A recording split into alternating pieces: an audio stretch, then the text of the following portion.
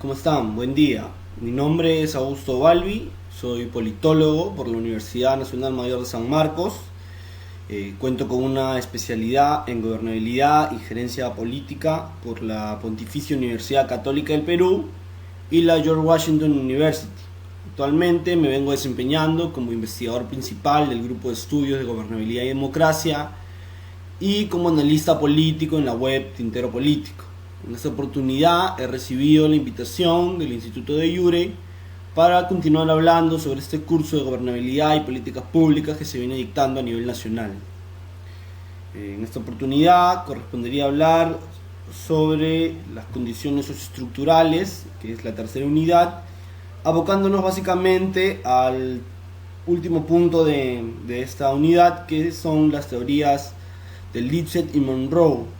Son dos politólogos estadounidenses que más o menos realizan un estudio sobre cómo, en el caso de Lipset, sobre la democratización y la estabilidad de la democratización, y en el caso de Monroe, el tránsito a las sociedades modernas, ¿no? Como las sociedades modernas establecen un sistema de gobierno democrático o un tanto dictatorial, totalitario, y qué factores determinan que los países o los gobiernos terminen inclinándose por determinado régimen.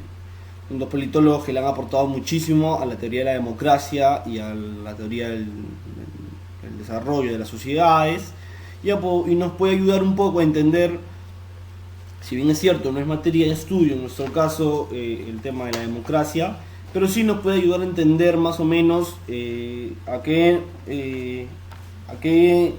factores podemos recurrir nosotros al momento de intentar hacer una lectura muy general y tomar en cuenta el marco sobre el cual nosotros vamos a hacer la política pública, que es en nuestro caso la democracia. Y habíamos hablado en la sesión anterior sobre nuestro amigo Robert Dahl y algunas condiciones que él nos pone.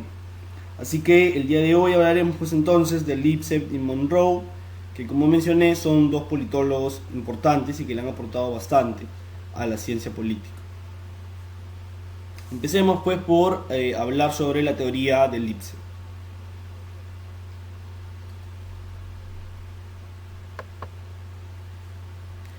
Bien, Simon Martin Lipset nació en el año 92, fallece en el año 2006. Él ha sido un politólogo, un sociólogo político, ¿no es cierto?, que se desarrolló básicamente como profesor en la Universidad de George Mason.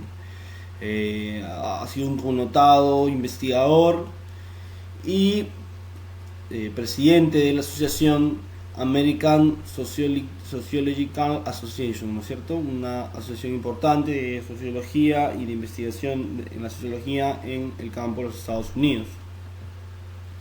¿Qué es lo que va a mencionar nuestro amigo Simon Martin Lipset y qué es lo que va a deslizar o qué nos va a permitir estudiar su teoría o su planteamiento sobre lo que él menciona, las condiciones necesarias para el surgimiento de la estabilidad de una sociedad democrática?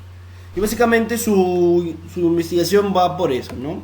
El objetivo de la investigación es determinar cuáles son las condiciones que necesita una sociedad para que surja una democracia y para que esa democracia pueda estabilizarse. ¿Qué condiciones van a llamar a las sociedades a eso? Y tiene como primer objetivo la identificación de los factores que van a determinar la estabilidad de un sistema democrático, ¿no es cierto? Habíamos dicho que hay algunos factores que mencionaba Robert Dahl que son necesarios para poder hablar de un sistema más o menos democrático.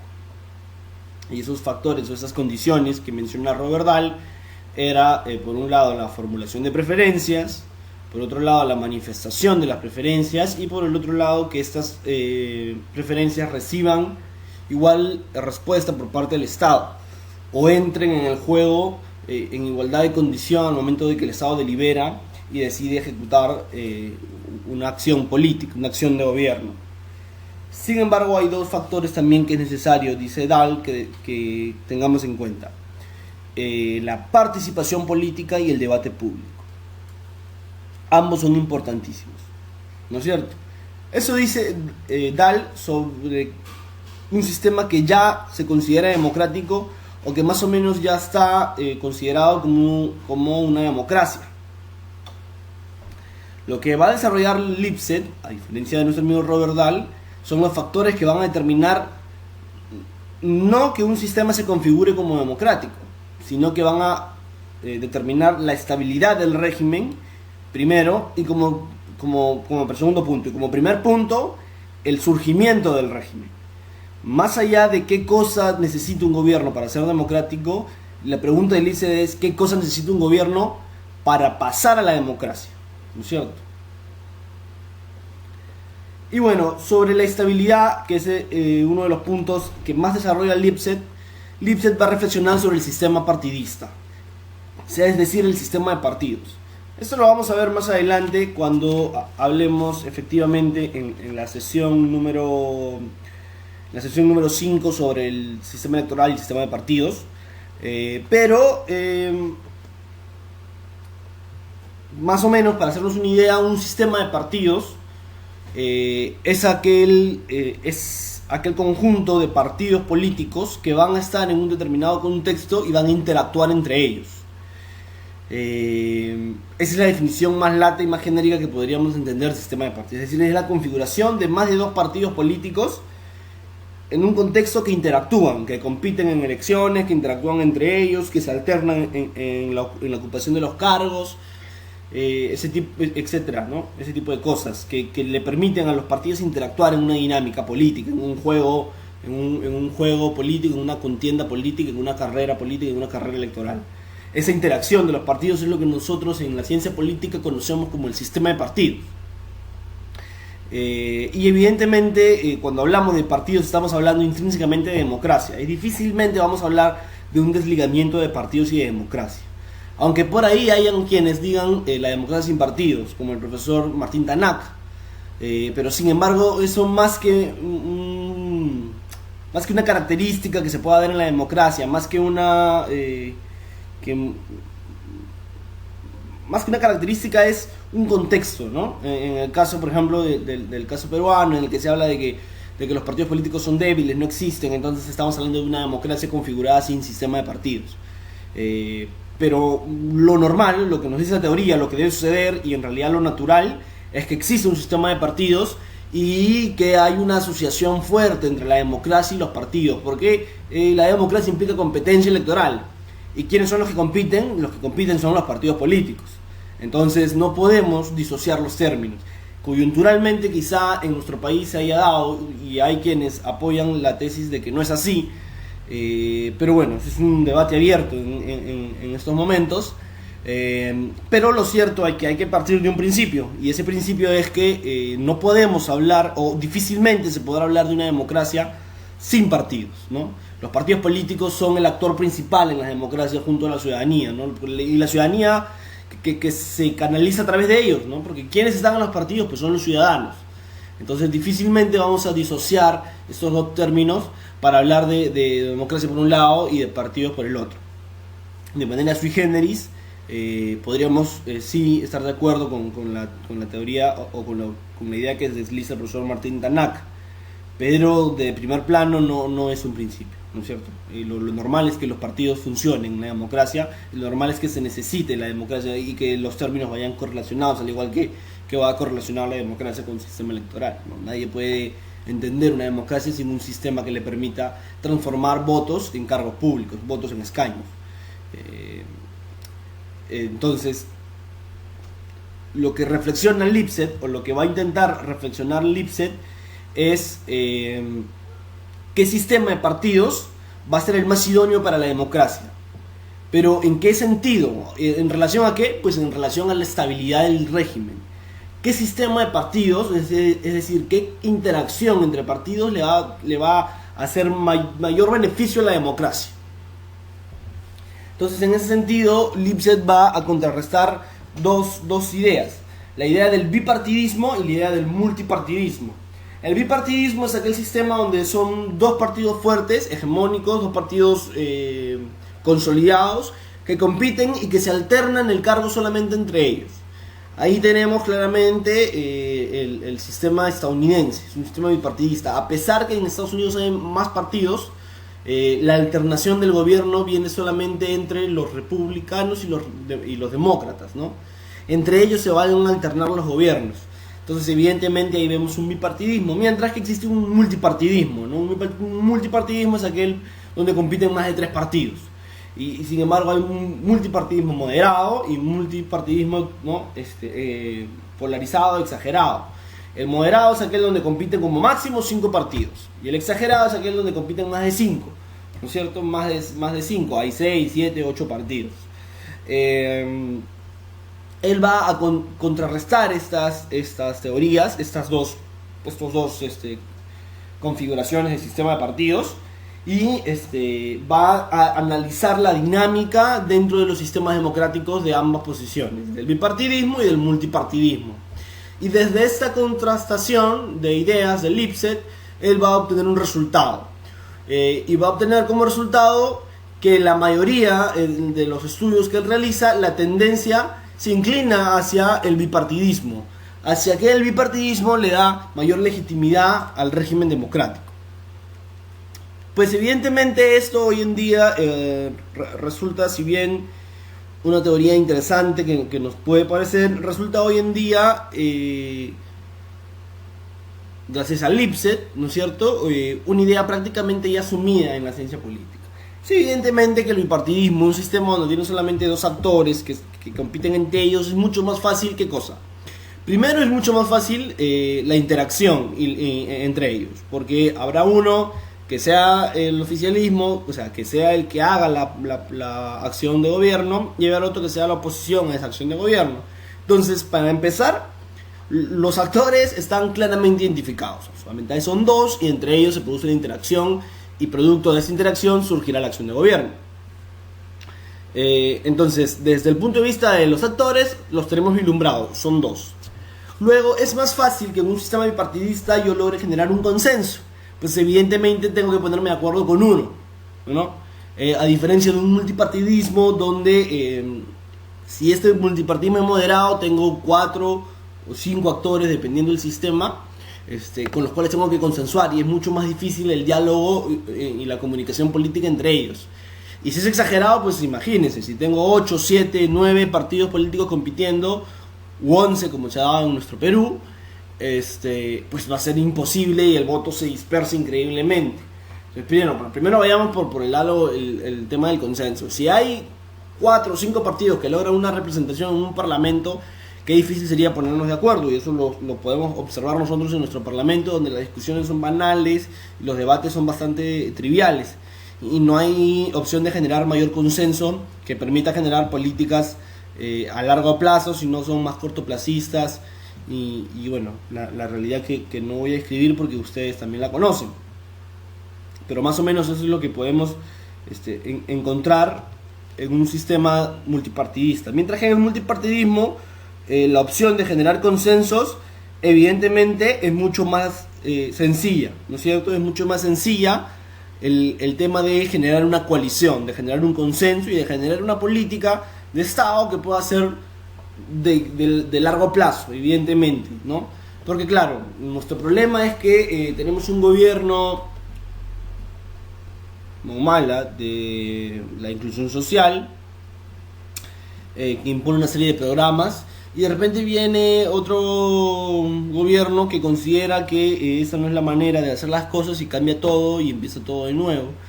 Y eso nosotros lo vemos más que en la presidencia, en los gobiernos locales, ¿no? Cuando elegimos alcaldes, el alcalde que entra desarma y desactiva todo lo que ha hecho el anterior para volver a hacer. Entonces, un sistema bipartidista donde yo puedo generar mayor consenso, donde es más fácil que yo pueda dialogar y consensuar con mi opositor, con el partido que tengo al frente, y me va a permitir generar políticas mucho más políticas de acción de gobierno mucho más amplias, mucho más de largo plazo, porque no, políticas de Estado mucho más eficaces, mucho más eficientes al final.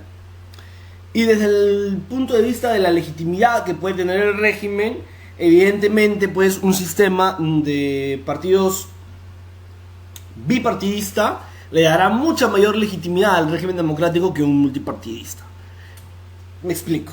Un sistema de bipartidista en el cual el voto se va a repartir entre dos agentes, entre dos partidos políticos, pues habrá uno que gane y uno que pierda, pero la mayor cantidad del voto, el voto duro, va hacia estos dos partidos, ¿no es cierto? Una fuerte cantidad. Digamos, el bipartidismo puedes alcanzar que uno obtenga 40 y tantos por ciento, 47, 48, 49% y el otro 51, 52. O puede alcanzar uno 47 y el otro 50. Entonces estamos hablando que o que ambos alcancen 40 puntos. Estamos hablando de más del 80% de la ciudadanía eligiendo por solo dos opciones, lo cual legitima automáticamente al régimen, porque el voto está concentrado, no se dispersa entre múltiples opciones. Mientras que el multipartidismo hace lo que acabamos de escribir, ¿no? Dispersa el voto entre múltiples opciones, lo cual genera un poquito de problemas a la hora de hablar de la gobernabilidad. ¿Por qué? Porque evidentemente pues un sistema donde tiene el voto disgregado, alguna de las opciones que tú elegiste quizá no llega a obtener la representación. Y ahí hay un problema de representación, porque tú quieres, si tú votas por determinada opción es porque crees que te representa adecuadamente. Y si esa opción no alcanza un cargo dentro del aparato gubernamental, se genera un problema de representación porque no sientes que lo que tú querías o lo que tú piensas esté siendo expresado en el debate público. Y eso es fundamental, ¿no es cierto? Una democracia, el debate público, ya lo dice nuestro amigo Robert Dahl, es fundamental el hablar del debate público y que los partidos políticos sean el canal de expresión política de el pensar de la ciudadanía, de las demandas. Entonces, si esto no se genera en un sistema multipartidista donde puedes votar entre 11 opciones, evidentemente eso va a mermar la legitimidad del régimen, lo va a volver un sistema poco legitimado, donde el voto está disperso y donde no hay una opción necesariamente que sea la que tenga mayor voto, sino que la diferencia entre ellos pues sea de 10%, y eso lo vemos, ¿no? Nosotros, y es por eso que en algunos sistemas bipartidistas, o en la mayoría de los sistemas multipartidistas, lo que existe es el ballotage. El ballotage es lo que nosotros conocemos como, bueno, la traducción del ballotage es el balotaje, y lo que nosotros conocemos como el balotaje es la doble vuelta, ¿no? Es decir, si en una primera vuelta no se alcanza una determinada cantidad de puntos que establece el sistema electoral, que establece la norma, se pasa a una segunda elección entre los dos candidatos más votados. En nuestro país estamos hablando de que debe ser el 50% más uno, es decir, la mayoría absoluta. Más de la mitad de los peruanos deberíamos votar por una sola opción en primera vuelta para que ese se convierta en el presidente automático del Perú. Si ninguno alcanza eso, las dos opciones más votadas, el primer y el segundo lugar, pasan a una segunda vuelta donde ya se da una mayoría relativa, ¿no? Gana simplemente el que obtenga más puntos. Pero ¿qué sentido tendría la doble vuelta? Pues desde la visión del Lipset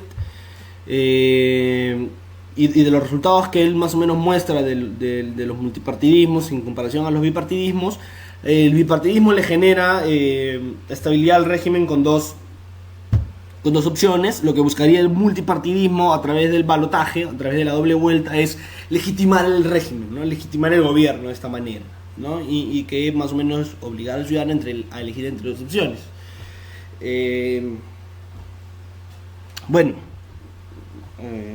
Esto más o menos es con respecto a la estabilidad, ¿no? Hablando de la legitimidad que le puede dar la estabilidad partidista desde el punto de vista de la acción de gobierno y desde el punto de vista de la legitimidad del gobierno al momento de entrar y de poder generar condiciones favorables para el gobierno, de poder generar gobernabilidad.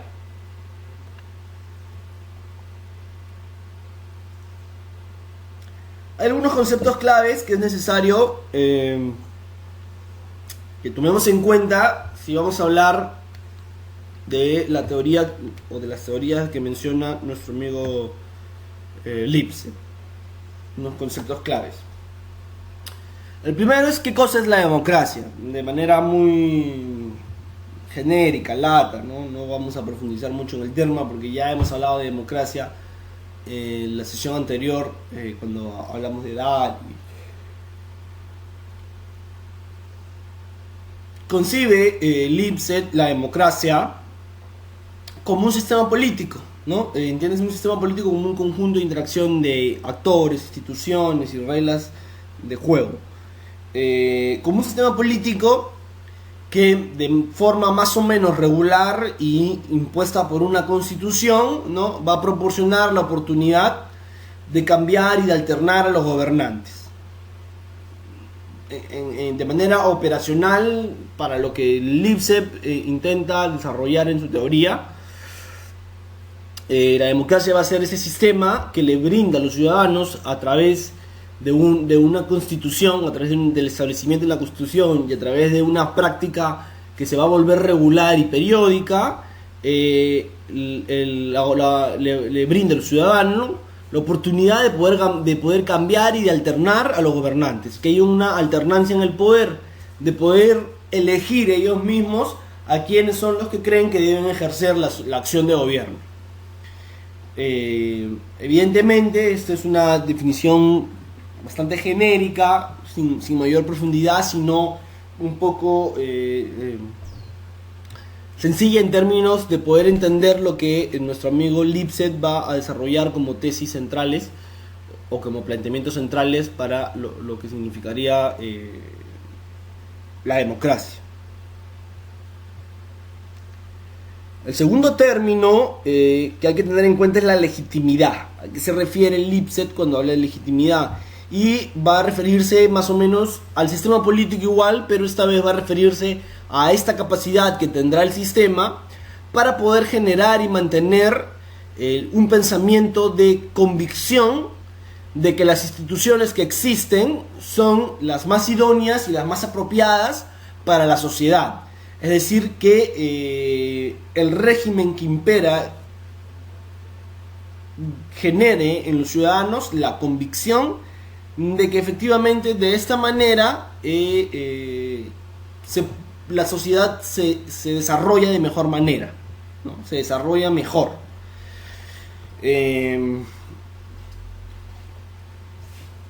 Esta legitimidad pues tiene que venir evidentemente desde el ciudadano, ¿no? No es una legitimidad, es una legitimidad de origen, digámosle, ¿no? Es una legitimidad de origen, de legitimar al régimen en su origen, en su esencia, ¿no? Más que legitimarlo ya en el camino, es una legitimidad desde el surgimiento del régimen, ¿no?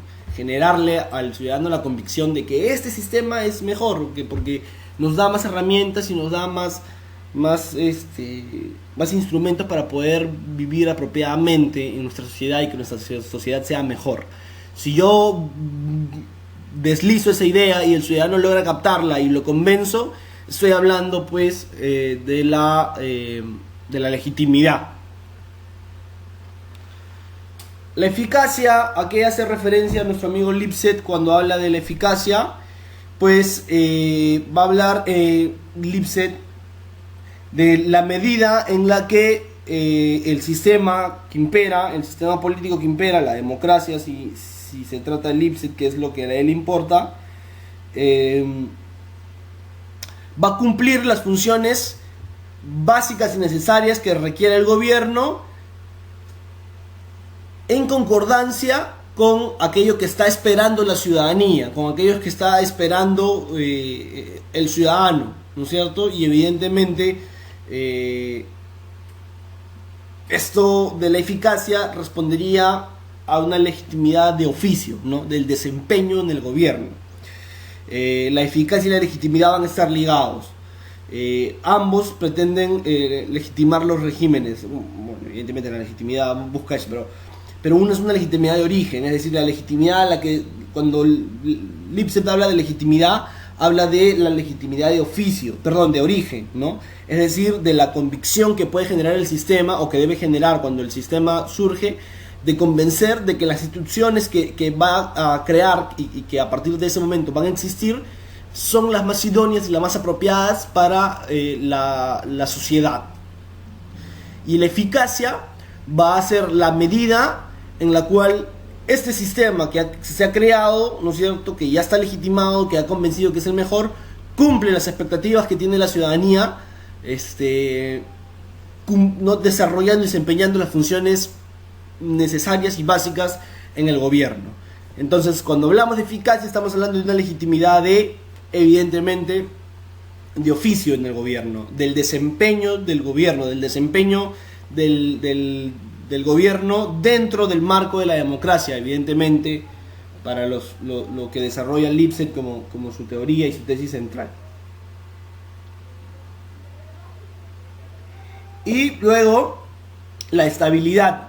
¿A qué se refiere Lipset cuando desarrolla y habla de legitimidad? Pues más o menos va a ser esta capacidad que se tendrá para mitigar las tensiones que van a existir entre las clases altas y las bajas en la lucha por el poder. Si bien Lipset usa clases altas y bajas, es porque más o menos en el contexto en el que se escribe, en el que Lipset desarrolla esto, hablábamos de clases altas y bajas, ¿no? Pero a mí me gustaría un poco adaptar esta teoría, o bueno, este término que utiliza Lipset a más o menos lo que vivimos hoy. Y hoy no sé si sea apropiado hablar de clases altas o bajas. Quizás sea más apropiado hablar de esferas en las cuales se va a desarrollar, en aquellos que van a detentar el poder y aquellos que no lo tienen en este momento. O quizá hablar de sectores, ¿no? De sectores que más o menos tienen habíamos dicho que la sociedad se fragmenta, ¿no? Entonces quizá hablar de estos segmentos, de estos sectores que van a querer obtener el poder para ser representados y para gobernar y para poder desarrollar el proyecto que ellos creen más o menos de acuerdo a los intereses que tienen, de acuerdo a los pensamientos en común que tienen, debe ser el idóneo. Entonces, evidentemente cuando se da esta segmentación de la sociedad y se forman grupos, se forman esferas, ¿no es cierto?, de acuerdo a formas de pensar, de acuerdo a posiciones económicas también, lo cual hablar de posiciones económicas no significa hablar de clases, va a generar una tensión en la sociedad, ¿no es cierto? Evidente, porque es natural, vamos a competir por el poder. Y habíamos dicho que justamente cuando esta segmentación se estructura ya, o sea, se centraliza en él ya, el poder se convierte ya no en un segmento, sino en una estructura. Lo mismo, Lipset va por esta idea, ¿no? Entonces, cuando existe esto, el término estabilidad para Lipset va a ser la capacidad que se va a tener para mitigar, para disminuir, para minorar estas tensiones que van a existir y que siempre van a existir, que nunca se pueden eliminar, simplemente mitigarlas, disminuirlas, que el efecto no sea, de impacto no sea tan negativo. Bueno, y aquí en este sentido nuestro amigo Lipset va a deslizar dos tesis centrales en este texto del que estamos hablando, ¿no? de las condiciones para el surgimiento y la estabilidad de un régimen democrático. La primera es que lo va a ver Lipset desde dos puntos de vista. Desde un punto de vista económico y desde un punto de vista más político, más de factor social. Con respecto al factor económico, dice Lipset, a mayores niveles de desarrollo económico, más altos van a ser los índices en la democratización de los países. Mientras los niveles económicos de un país se incrementen y crezcan, el índice de democratización de este país será mayor. Es decir, hay una relación directa para Lipset entre el crecimiento económico, ojo, Lipset no dice crecimiento, Lipset dice desarrollo, me estoy expresando mal. Para Lipset hay una relación directa entre el desarrollo económico y la democratización en los países. Es decir, a mayor desarrollo económico, mayor democratización. Esta es una de las tesis centrales que menciona Lipset en su texto, pero sin embargo no es el único que habla de esto, ¿ya? Ya hay otros autores también que deslizan la idea de que un sistema democrático necesariamente me va a llevar a mejorar condiciones socioeconómicas. Y de hecho hay y lo mencionamos, nuestro amigo Larry Diamond, cuando habla de la tercera ola democratizadora de la que nos habla Samuel Huntington. Larry Diamond dice que esta tercera ola democratizadora se produjo por tres condiciones, ¿no? El giro de la Iglesia católica por el impulso y la promoción de los derechos humanos, las presiones internacionales o la creación de organismos internacionales, ¿no es cierto? Y por el desarrollo económico de los países. Entonces, esta idea de que la economía y la democracia están ligadas de esta manera, el desarrollo económico están ligados de esta manera, Lipset no es el único que lo desliza también nuestro amigo Larry Diamond, pero bueno, digamos Lipset es uno de los que lo pone esto como un factor determinante, ¿no? Entonces aquí viene quizá la importancia de la obra de Lipset. Y en el aspecto económico, lo que va a decir nuestro buen amigo Lipset es que los factores que más o menos van a ser los que determinen la estabilidad del sistema democrático van a ser la eficacia y la legitimidad, ¿no? Y evidentemente aquí viene lo que habíamos mencionado en los términos anteriores cuando hablábamos pues de una legitimidad que existe de origen y de oficio, ¿no? Acá se ve, ¿no? La estabilidad del sistema se va a dar porque cuando el sistema surja, cuando el sistema se imponga, sea legitimado, ¿no? La legitimidad, ¿no? Convencer al ciudadano de que ese sistema democrático cuenta con las instituciones políticas más idóneas y más apropiadas para un mejor desarrollo de la sociedad. Y la eficacia va a determinar la estabilidad del régimen porque va a permitir, ¿qué cosa? Que el gobierno se desempeñe cumpliendo las funciones básicas que les son competentes, pero en relación, en concordancia con las expectativas que tiene la ciudadanía de este gobierno. Es decir, el gobierno no es un gobierno que le da la espalda a la ciudadanía y que gobierna por su lado y que no hace una canalización de demandas y que no haya una accountability entre ambos, ¿no? Una accountability, una rendición de cuentas, no es así. Se da la accountability, se da la rendición de cuentas, se da la canalización de demandas porque el gobierno necesita responder a la expectativa de la ciudadanía. Y que esta ciudadanía, y que esto sea, cuando se produzca esto, dice Lipset, vamos a hablar de eficacia, ¿no? ¿Y a qué más o menos va a ser relación a eficacia? Pues a esto, ¿no? Que no es más que la legitimidad de oficio, ¿no? La legitimidad del desempeño del gobierno. Importante esto entonces último, ¿no? Importante esto último que acabamos de mencionar y que lo mencionábamos también cuando hablábamos de los conceptos claves. Entonces, la importancia de la obra de Lipset es también va por un lado por la validez y la importancia, vale la redundancia, que le va a dar a los estudios comparados, porque lo que dice Lipset más o menos es que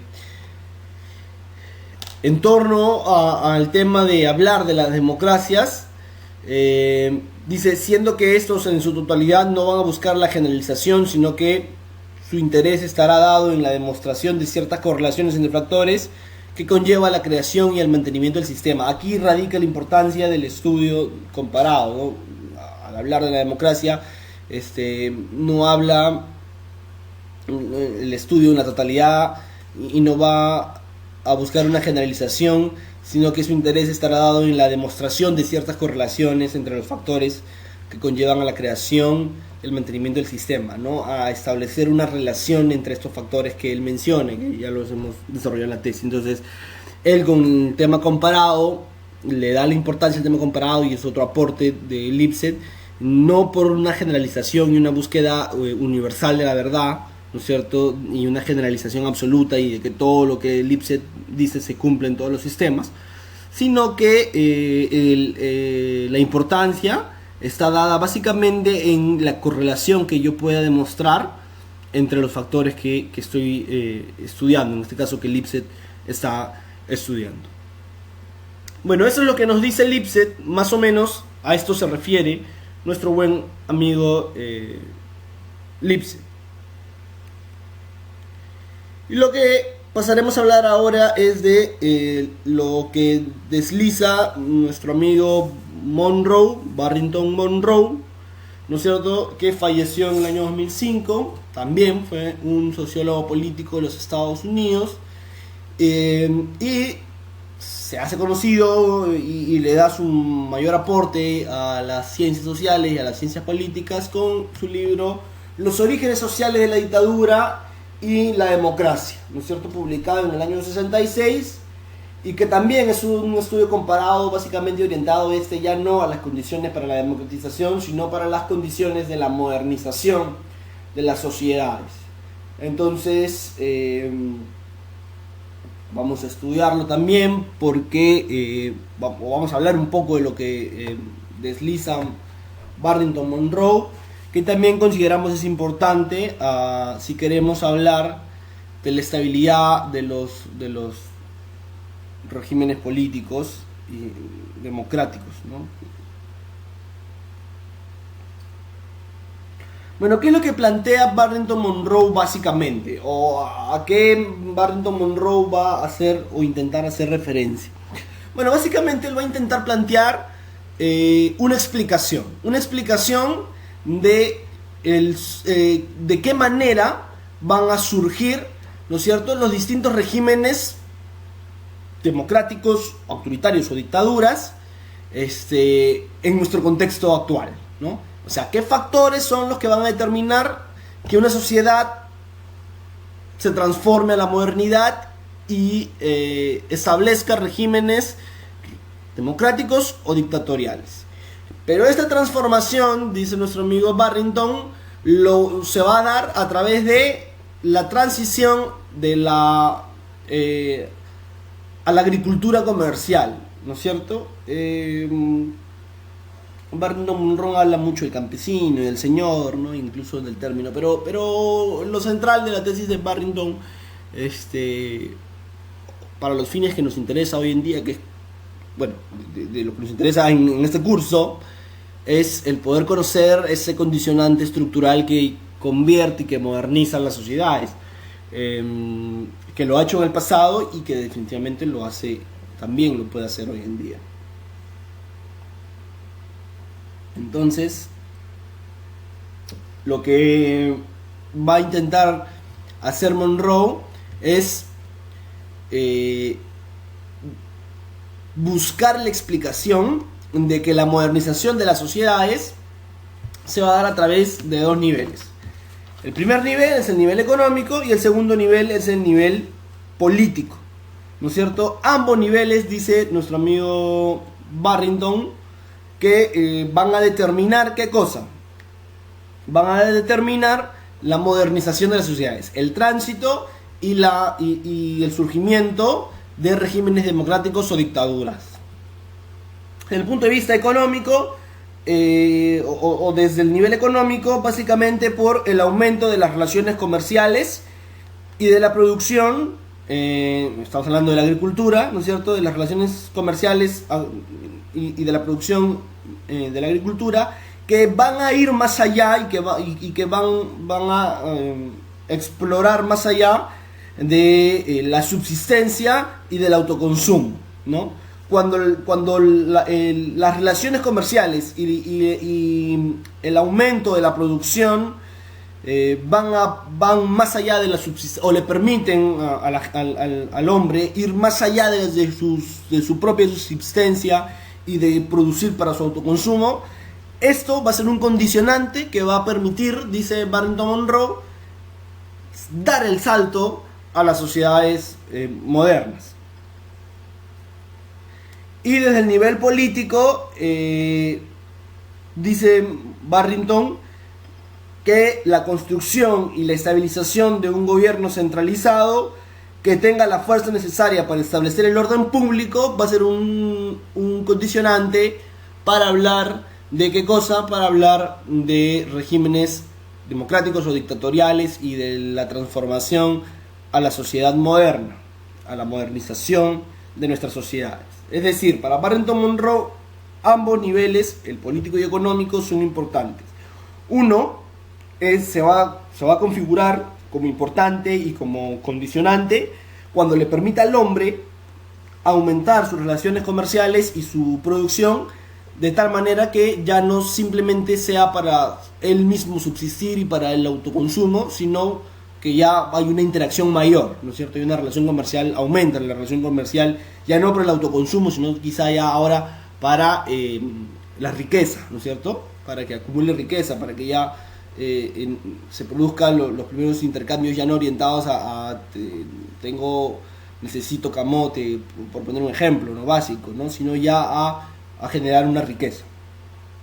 Y en el aspecto político, a la construcción y estabilización de un gobierno, ¿no es cierto? Y que este gobierno centralice, y de esta manera ese gobierno centralizado, construido, pueda tener la fuerza para establecer el orden público, ¿no?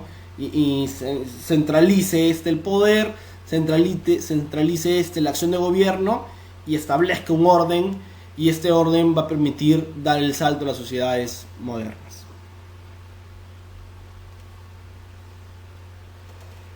Entonces, lo que menciona Monroe básicamente van a ser 3 rutas, a través de las cuales, 3 vías, ¿no es cierto?, a través de las cuales se va a poder dar el salto al mundo moderno y establecer regímenes democráticos, dictatoriales, autoritarios.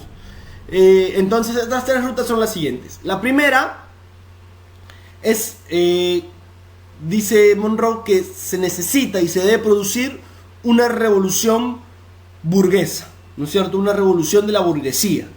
Y de esta manera lo que se va a establecer es un capitalismo y una democracia parlamentaria. ¿A qué nos suena esto? Podríamos pues hablar de las revoluciones inglesas, ¿no es cierto? De Gran Bretaña, que básicamente son revoluciones burguesas, son revoluciones que surgen desde el aparato burgués de la nobleza inglesa, y que van a establecer primero un capitalismo, dice Monroe, y una democracia parlamentaria. Entonces, la primera vía para saltar al mundo moderno, y se comprueba en la historia, es este salto que se debe dar a través de una revolución burguesa que establezca un capitalismo y una democracia parlamentaria. La segunda vía para un salto, bueno, esto evidentemente nos va a llevar pues a un sistema democrático, ¿no es cierto? Para Barrington Monroe esto nos hace saltar a la democracia. La segunda vía es una revolución conservadora que venga desde arriba, que sea reaccionaria y que impida la acción de los de abajo, ¿no es cierto? Esto va a establecer evidentemente, ¿qué cosa? Un capitalismo reaccionario, ¿no es cierto? Porque va en contra de las posibles revoluciones que puedan venir desde abajo, como la burguesa, ¿no? Y va a establecer, ¿qué cosa? Un fascismo. ¿Qué cosa es un fascismo? Un fascismo pues es un totalitarismo, ¿no es cierto? Dice Monroe que cuando la revolución es reaccionaria, cuando la revolución va en contra de la acción social que viene desde abajo, ¿no es cierto?, que no viene de la esfera de gobierno, Barrington Monroe dice va a producirse un capitalismo reaccionario que va a derivar esto también en un fascismo, en el establecimiento de un capitalismo y un fascismo. Y la tercera vía de la que nos habla Barrington, a través de la cual yo puedo saltar al mundo moderno, es a través de la revolución campesina, ¿no? La revolución campesina. Que esta revolución campesina va a terminar originando, ¿qué cosa? El comunismo. Bueno, esto es sencillo porque Barrington Monroe estudia el caso chino, ¿no es cierto? Entonces, desde estudiar el caso chino, ¿no es cierto?, con Mao Zedong, evidentemente pues estamos hablando de que Mao pues era un campesino, era un hombre del campo, y que al final termina estableciendo en China lo que hoy conocemos como el comunismo chino. Sin embargo, hay que hacer una salvedad aquí, que este comunismo dista un poco también del que va a ser establecido después en la Rusia de Stalin, en la Rusia ya comunista, ¿no es cierto? Y conformándose también en la URSS, ya después en la Unión de Repúblicas Soviéticas Socialistas. Quizá algunos condicionantes puedan ayudarnos a entender, pero básicamente estas son las 3 vías que señala Barrington, que nos van a llevar que nos van a llevar al mundo moderno y que nos van a hacer migrar a un sistema democrático, fascista, totalitario o comunista o totalitario. Básicamente es esto lo que mencionan ambos autores. Uno se inclina, ¿no? Lipset se inclina por el lado de las condiciones que para la democracia. También, al igual que Monroe, si comparamos las teorías, ambos parten de dos factores, un factor económico y político. Para Lipset, el factor económico va a ser el desarrollo. El desarrollo económico va a permitir el surgimiento y el establecimiento de las democracias. Para Barrington Monroe, el desarrollo económico le va a permitir, es decir, el aumento va a ser transmitido, este desarrollo económico, en el aumento de relaciones comerciales y aumento de la producción que le permitan al hombre ir más allá del autoconsumo y de producir para subsistir para él, sino para ya empezar a establecer patrones de riqueza. Cuando esto se da, dice Monroe, esto es un nivel, un factor que le va a permitir a la sociedad de saltar al mundo moderno. Para Lipset, desde el punto político, habla de la eficacia y de la legitimidad del sistema democrático. La legitimidad le va a permitir para Lipset es convencer al ciudadano de que las instituciones políticas que van a existir o que ya están existiendo a partir del establecimiento del régimen democrático son las más idóneas y las más apropiadas para el desarrollo de la sociedad. Y la eficacia es la medida en la cual el gobierno va a responder a las expectativas del ciudadano, una legitimidad de oficio, ¿no es cierto?, de desempeño del gobierno. Para Barrington Monroe, en el aspecto político, va a ser el establecimiento, ¿no es cierto?, la construcción de un gobierno que centralice la fuerza y que pueda a través de esta fuerza establecer un orden público. Y este orden público va a ser el que va a permitirles a las sociedades dar el salto. Ambos factores son necesarios. Barrington Monroe no habla indistintamente del nivel económico y político. Habla de ambos. Se necesitan de ambos para el salto. Al igual que Lipset también. Se necesita de ambos para que se establezca y se consolide la democracia. De nada sirve un desarrollo y un surgimiento si no tengo eficacia y legitimidad. Y de nada sirve para Barrington Monroe el aumento de la producción y ir más allá de la subsistencia, si no centralizo la fuerza y establezco un gobierno que me permite establecer el orden. Entonces ambos factores, económico y político, se mezclan y se tienen que tomar en cuenta para Barrington y para Lipset al momento de establecer lo que conocemos nosotros como democracias y como regímenes políticos. Pues bien, amigos, eso es lo que podríamos hablar y mencionar de estos dos politólogos y de lo que deslizan como teoría. Nos estaríamos encontrando entonces la siguiente sesión para hablar sobre la gobernabilidad y la democracia. Eso ha sido todo. Muchas gracias por la atención.